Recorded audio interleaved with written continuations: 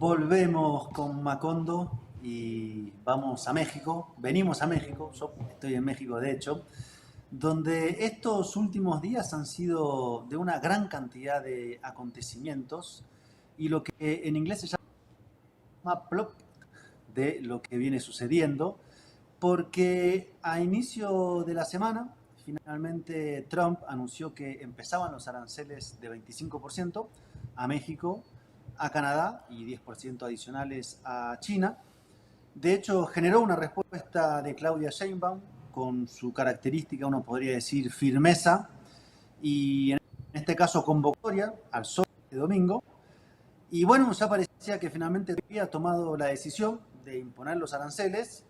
Ya el día de ayer empezó a haber algunas señales de que, bueno, los sectores automotores tal vez no, porque se verían más afectados justamente en el aumento de los costos, que es algo que está claro que pasa con los aranceles. Y finalmente hoy, segundo plot twist, hay una llamada entre Claudia Sheinbaum y Donald Trump y se da para atrás los aranceles del 25% en todo lo que es el acuerdo que tienen con Estados Unidos, que involucra casi todos los productos y hasta el 2 de abril es que está eso ahí sobre la mesa y hoy Claudia Sheinbaum explicó que el 2 de abril es cuando en realidad empieza aranceles para un conjunto de países. Habló Claudia en su mañanera que fue a las 11 de la mañana, lo cual generó un suspenso grande, porque generalmente es a las 7 de la mañana, hoy fue a las 11, y destacó, entre otras cosas, el respeto en la llamada con el presidente Trump, que creo que es importante, y de hecho Trump en su mensaje hace un comentario positivo sobre la presidenta. Incluso a veces parece haber un lugar de entendimiento mayor entre México y Estados Unidos que cómo se trata a Estados Unidos con los canadienses, por ejemplo. Es muy llamativo como acá, entre tire, afloje, va, viene, hay como una zona que por ahora se mantiene de cierto respeto de parte a parte. En el lado de Canadá eso no es así. Pero bueno, ¿Nos para puede explicar un poco de las implicancias económicas o los motivos de fondo de este cambio de posición? Segunda vez, además, que se da una especie de marcha atrás de Trump en este relacionamiento con México en particular. Sí, bueno, Donald Trump ha dado, antes que nada los saludo, un gusto estar con ustedes, ha dado muestras de mucha inconsistencia a lo largo de estas últimas semanas. Hay una hipótesis que forma parte de un mal cálculo. Donald Trump probablemente no esperaba que los mercados cayeran más de 10% acumulado, lo cual para alguien que mide su éxito en los rendimientos bursátiles, pues sí es una caída de alguna magnitud. Otra hipótesis es que Donald Trump busca negociar y conseguir algo a cambio de quitar estos aranceles. Sabe él desde un principio que no los va a imponer y mientras tanto consigue algunas concesiones. El problema de esa hipótesis es que en las últimas rondas que ha habido no ha conseguido muchas cosas que digamos.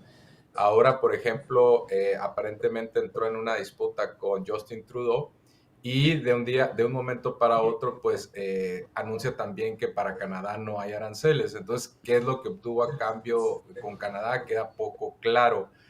Y otra, finalmente, es que forme parte de un plan de Donald Trump global de conseguir un poquito por acá, un poco por allá, una reducción en los déficits comerciales y también en el déficit fiscal. Finalmente, creo que la convicción mercantilista de Trump de que el crecimiento económico de las naciones se explica por los grandes superávits comerciales, eso sí es consistente. Yo creo que si no impone aranceles a Norteamérica, finalmente está dejando 20 puntos porcentuales de tarifas adicionales a China y el 2 de abril va a ir contra naciones muy específicas que van a ser perjudicadas con los aranceles recíprocos, como son Japón, Corea, India, aquellos países que no tienen acuerdos comerciales con Estados Unidos y tienen cierto proteccionismo.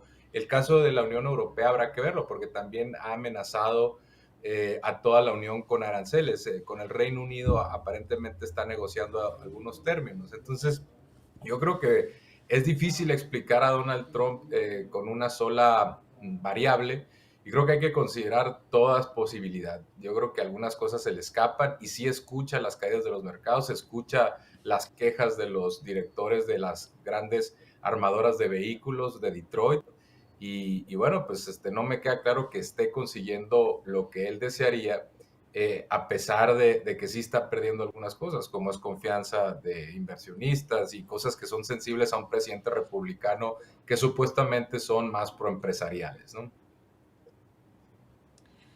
Mario, buenas tardes. Muchísimas gracias por estar aquí. Un placer siempre charlar contigo. Te voy a preguntar más adelante sobre China, sobre los mercados y sobre ese boomerang, ¿no? Que parece ser que se le viene a Donald Trump en forma de recesión. Veo que sigues mucho en tu cuenta de X todo lo que está pasando. Pero antes quería preguntar, porque en la primera parte del programa estábamos comentando precisamente esa invitación a la cumbre del BRICS que recibió México por parte de Lula da Silva cuando estuvieron todos en Uruguay en la asunción de Yamandu Orsi. Está claro que con ese socio tan inestable dentro del TMEC, del Tratado de Libre Comercio, con ese vecino, México tendrá de alguna forma buscar diversificar, ¿no?, sus relaciones comerciales. ¿Qué herramientas tiene para eso? ¿Es BRICS una alternativa real? Porque siempre hablamos, ¿no?, de ese enorme mercado, de lo que representa el PIB, pero ya puestos, ¿no?, a echar cuentas, ¿cuán real es esta alternativa y cuánto le costaría a México, por ejemplo, sumarse? ¿Sería eso una salida para México? ¿Qué tal, Ina? Te saludo con gusto. Bueno, los BRICS son una alternativa, efectivamente, como tú mencionas, de largo plazo, más que del corto. En el corto, México tiene que salir de esta negociación sí o sí de la mejor manera posible y de la manera más digna también posible. De largo es diversificar no únicamente socios comerciales, sino también retomar el crecimiento del mercado interno, que eso lo haría también menos dependiente de los vaivenes del exterior. Ahora, en cuanto a los BRICS, creo que no es viable de corto plazo manifestar una intención de unirse, que tiene que ser formal mediante una carta, etcétera, etcétera. ¿Por qué? Porque probablemente le complicaría la negociación con Norteamérica. Sin embargo, yo creo que a largo plazo lo que puede hacer México para ir acercándose a los BRICS son acuerdos de forma bilateral. Por ejemplo, empezar un tratado de libre comercio con Brasil sería el paso más directo, tomarle la palabra a Lula. Ya hay ciertos avances en ese respecto. Y bueno, Lula a su vez maneja un círculo de influencia que lo puede a México ir poco a poco metiendo en el camino de Sudamérica y los BRICS, que son dos proyectos distintos.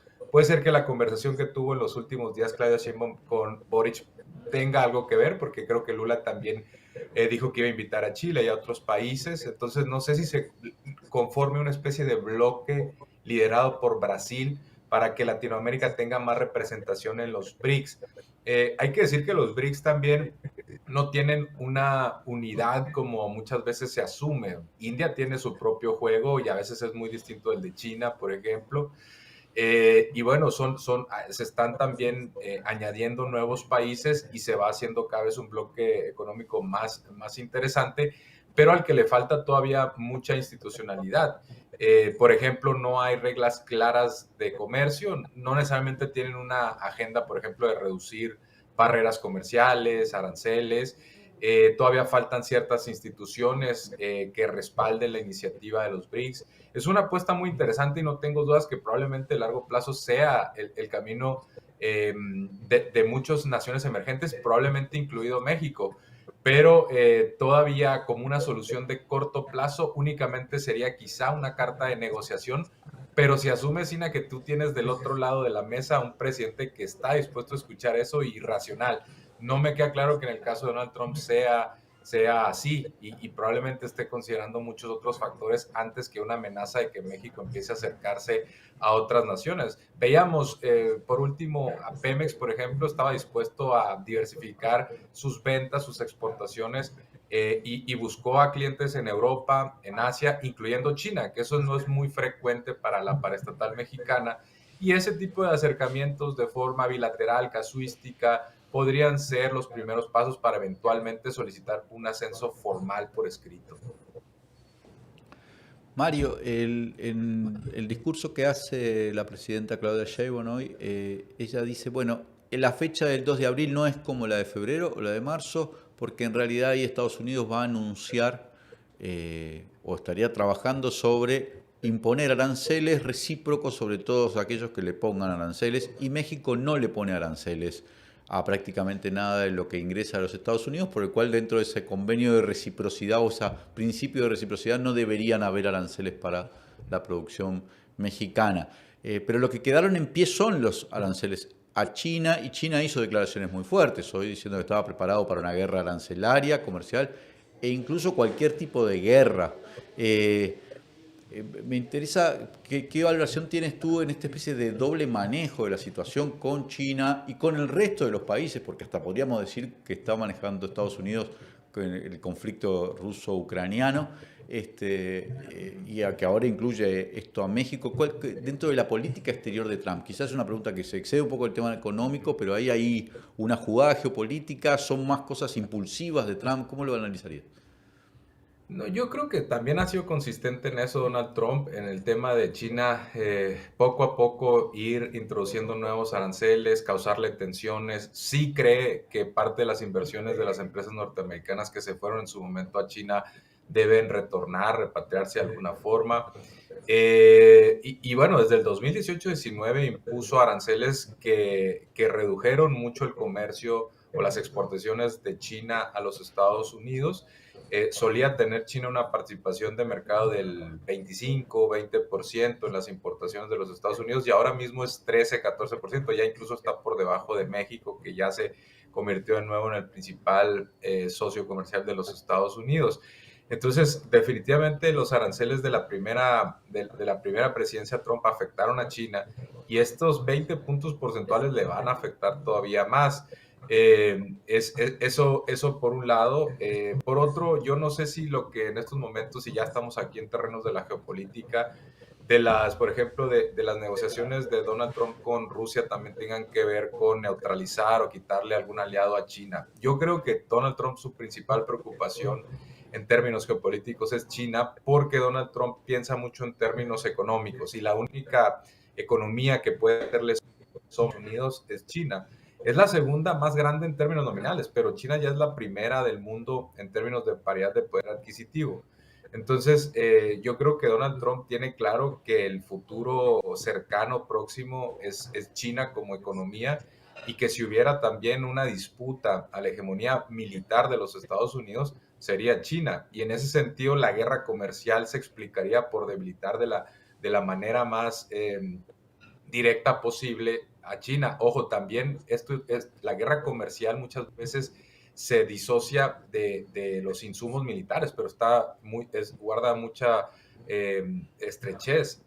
Por ejemplo, en términos de los semiconductores, si hubiera una guerra, Estados Unidos sería muy dependiente, en caso de que China desarrolle chips avanzados, de semiconductores para lo que son los misiles guiados, para los drones, etcétera. Entonces ya estamos hablando de que algunas potencias militares están buscando la autarquía, es decir, no depender tanto del comercio exterior, no únicamente por un tema mercantilista per se, como Donald Trump suele pensar también, sino también desde un punto de vista estratégico militar.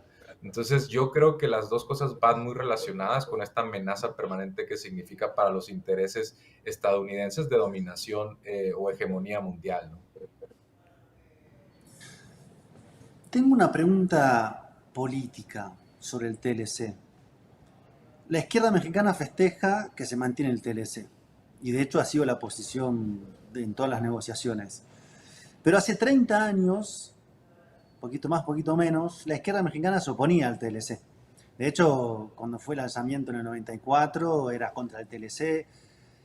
¿En qué momento o por qué se dio este cambio de posición, y por qué hoy la izquierda, el gobierno, Morena, plantea el TLC como una necesidad para el desarrollo nacional? Porque hay una suerte como de cambio, de paradoja incluso. Me recuerda a otros casos históricos, como la deuda con el fondo en Argentina cuando Néstor la pagó, ¿no? O sea, cómo van cambiando posiciones. Pero ¿qué representa el TLC para México y por qué la izquierda defiende el TLC? Porque históricamente, además no solo en México, las izquierdas están bastante en contra de los TLC, sobre todo si son con Estados Unidos. Sí, históricamente la izquierda estuvo en contra de la firma del Tratado de Libre Comercio desde un punto también ideológico, desde un punto de vista geopolítico, porque sabíamos o se sabía desde entonces que iba a atar el destino de México al de Estados Unidos o al de Norteamérica, ¿no? Las economías generalmente que van de la mano, después es muy difícil distanciarlas en otros ámbitos, como las votaciones en las Naciones Unidas, como las cadenas de suministro, etcétera. Entonces, creo que tuvo mucho que ver eso, y tan hubo resistencia en México que hubo un levantamiento guerrillero, ¿no? En el día que entró en vigor el Tratado de Libre Comercio. Quienes lo firmaron entonces, pues eran los que hoy con toda claridad se le llama neoliberales, el ala del PRI más promercados, Salinas y bueno, Zedillo después, en la segunda presidencia que entró el tratado. Y la izquierda poco a poco fue cambiando su posición, creo en gran parte porque no hubo de otra, en el sentido que ya se veía muy difícil salir del tratado, y tan sigue siendo una realidad eso, que bueno, ahora cualquier amenaza de aranceles provoca un gran pánico y provoca mucha incertidumbre a una economía como la mexicana. Se habla de que si hubiera aranceles del 25%, la economía podría caer 3 o 4%. Eso me regresa a la presidencia ¿Eso de es real, Morena. Mario? Lo que sería real es que sí provocaría un gran daño económico. En estos momentos la economía no tiene grandes tasas de crecimiento, entonces podría empujar a la economía a una recesión. Y un presidente con una recesión, tú podrás comunicarle al votante que es culpa de Donald Trump y todo, pero a la hora de la hora, pues lo va a resentir la gente con mayor pobreza, y probablemente un sector te lo reclame sí o sí. Entonces yo creo que tiene que ver con que en este caso la presidenta, el gobierno, el elector también de izquierdas, sabe que pues en esta nos tocó meternos y estar. No es la culpa de la izquierda haber firmado el tratado, crear tanta dependencia con los Estados Unidos, pero que sí va a ser culpa electoral, política de la izquierda si hay algún tipo de descenso económico. Sería muy injusto, ¿no? Pero sí hay también voces dentro de la izquierda que en estos momentos están pidiendo, bueno, vamos a salir de esta en el corto plazo como sea, pero en el largo hay que buscar algún tipo de diversificación. Sí hay una intención de ampliar el mercado interno. Hay un plan México que menciona Claudia Sheinbaum, que tiene que ver con cortar dependencia del exterior, con regresar un poco a la sustitución de importaciones, que fue el modelo estelar de México en los 60s y 70s antes del neoliberalismo. Es muy marcado en sus sutilezas. El problema es que eso requiere muchos años, y en el corto tú tienes a una persona que amenaza con descarrilar tu sexenio. Entiendo la posición perfectamente de Claudia Sheinbaum, de que, bueno, pues yo no firmé esto, pero me toca tratar de salir de la mejor manera posible. No sé si eso les haga sentido en términos pues políticos, ¿no? Porque efectivamente la firma de tratados y la reducción de aranceles muchas veces se relaciona con el liberalismo económico, y lo que con Trump llama, incluso hoy lo dijo con la caída de los mercados, que hay resistencias de los globalistas, ¿no? Puede ser. El problema es que pues en México ya hay tanta dependencia que sí sería muy costoso en estos momentos pues dar un manotazo, una patada al tablero y retirarse, ¿no? Yo creo que eso tendría que ser mucho más pausado. Mario, nos estamos ya quedando con muy poco tiempo. Te voy a pedir un pronóstico. ¿Qué crees que va a suceder el 2 de abril, ¿no? Porque en principio se aplaza todo menos de un mes. ¿Y luego qué? Bueno, yo creo que cualquiera que dé un pronóstico tiene altas probabilidades de errar con este presidente y en esta coyuntura. Pero si me preguntas si me la tuviera que jugar o mojarse, por ahí creo que dicen en España, no recuerdo cómo le llaman, yo diría que sí va a haber un escenario donde se reduzcan la amenaza de los aranceles bastante. Es muy dañino para Norteamérica que haya aranceles, y va a haber mucho cabildeo en contra de los republicanos y Donald Trump. Es más, no sé si los republicanos van a poder retener el Congreso con todo este ruido que hay. Va a haber una caída económica, no sé si recesión en los Estados Unidos, pero sí pérdida de dinamismo. Entonces yo creo que todas esas presiones acumuladas, más que lo que haga China, Canadá, México como represalias, que algo juegan, algún papel tienen, eso va a hacer que Donald Trump no pueda llevar al máximo la amenaza. Sí está buscando reducir los déficits comerciales y el déficit fiscal. Probablemente su intención real es disminuir la tasa corporativa para sus amigos oligarcas, o porque así lo cree ideológicamente, y suplir parte de eso con los aranceles y con la austeridad que está implementando Elon Musk. y con eso tratar de nivelar un poco el presupuesto federal, ¿no? Pero también creo que probablemente deje algunos productos, el acero, no sé si el cobre, las maderas, algunos productos en Norteamérica sí van a tener arancel, y con eso, además, Donald Trump políticamente va a poder decir que la reducción del déficit con cada uno de los países es gracias a él, y que pues sí es cierto, no se pudo llevar a cero, pero ha venido disminuyendo por sus políticas y porque los aranceles son muy bonitos, como él dice, ¿no? Entonces, pero no creo que vaya a haber un escenario catastrófico. Mario, una última. Claudia Sheinbaum lleva menos de 6 meses de presidenta, viene después de ser del mandato de Andrés Manuel López Obrador, quizá el presidente de las últimas décadas con mayor aprobación popular, el liderazgo más marcado, y algunos números hablan de un 80% de aprobación. ¿Cómo sale Claudia de estos interdictos con Trump? Sobre todo porque uno ve los tweets de Trump y son como de reconocimiento, casi de admiración a la figura de Sheinbaum, a diferencia del resto de los líderes que los trata como si fueran de cucarachas, ¿no? Hay que ver lo que hizo el otro día con Zelensky o cómo trata a los líderes europeos o a Justin Trudeau, ¿no? El caso de Sheinbaum es completamente distinto y justo cuando Sheinbaum es la que se plantea más dura y además convoca movilizaciones. ¿Cómo sale ella parada de esto? No, no tengo la menor duda de que sale fortalecida. Hay una encuestadora que se llama El Financiero, que sistemáticamente puso a Pérez Manuel López Obrador abajo de 70% cuando el resto traía 75 y 80, y ahora mismo le da a Claudia Sheinbaum una aprobación de 85% desde 65, 70 que empezó su mandato. O sea, ha venido subiendo. Típicamente las lunas de miel, tú ves lo opuesto, ¿no? Que empiezan muy alto y después va cayendo la aprobación. Aquí empezó alta y siguió subiendo y se confirma con otras encuestas.